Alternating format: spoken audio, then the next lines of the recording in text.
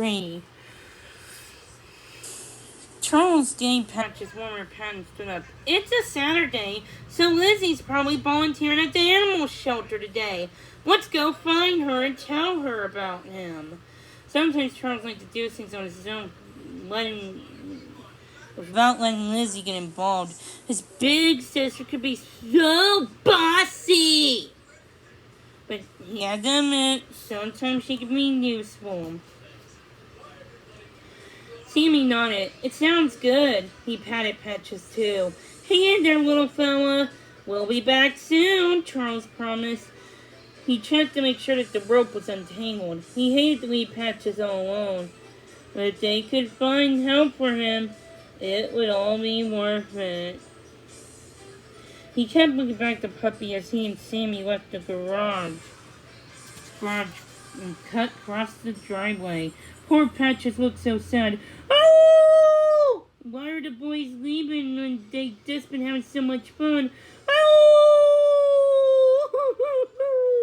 Come back soon. Oh! Patches started howling again. And before the boys were even outside, oh!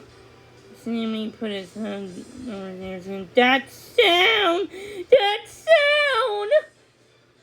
Charles didn't like it either. Hearing a dog cry made him feel sad and mad and upset.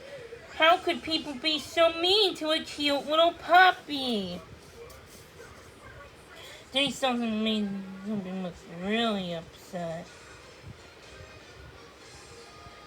Sammy, look!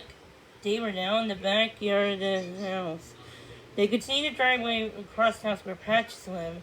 Charles pointed to a big picture on the window beside the house. I don't believe it, Sammy said. Me neither, he said. Angry. Why? Because somebody's at Patches' home. A man, just sitting there, with his back to the window. He had white hair and was wearing a red sweater and was calmly reading the morning newspaper. But Charles hasn't heard a car pull up or any doors opening and close, and he knew the man had to be there the whole time. How could he? How could somebody just sit there and read the paper while their dog was crying their heart out? For a second, Charles felt like marching right up to the front doors and stuff and knocking on it. When the man answered, he'd say, What? He couldn't quite imagine. He realized it was such a good idea. Charles was too little. Why would this grown man listen to anything a little kid had to say? This man might even get mad.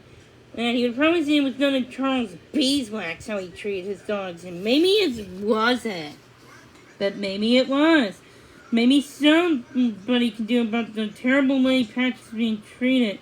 Come on, Charles said. Let's get going. He ran for his bike, hopped on, and started pedaling. He could hear Patches wailing for a long, long time. Oh! By the time they got to Karen Paws, the animal shelter where Lizzie volunteered every Saturday, Charles and Sammy were panting.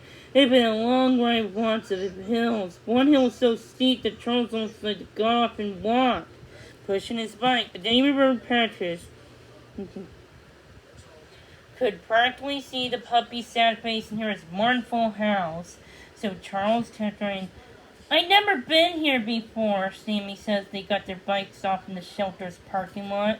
I knew they take care of dogs that need home. They must have lots of dogs right now. They can hear barking echoing through the building. Woof, woof. They have cats too, Charles told him. But I think they also take in guinea pigs. Once in a while.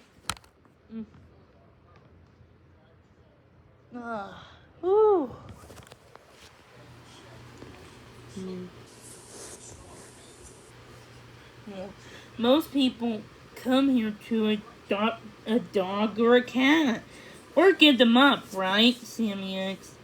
I remember once a friend of mom's had to give her dog up because she was allergic. She brought him in these places and she hoped he found a good home. Charles felt a knot in his stomach. He hated this thing about people giving up their dogs.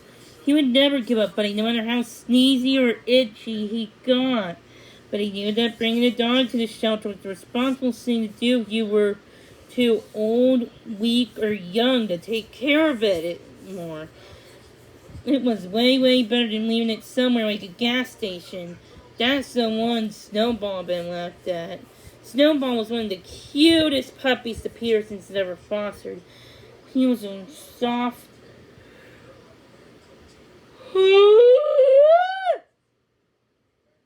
white terrier.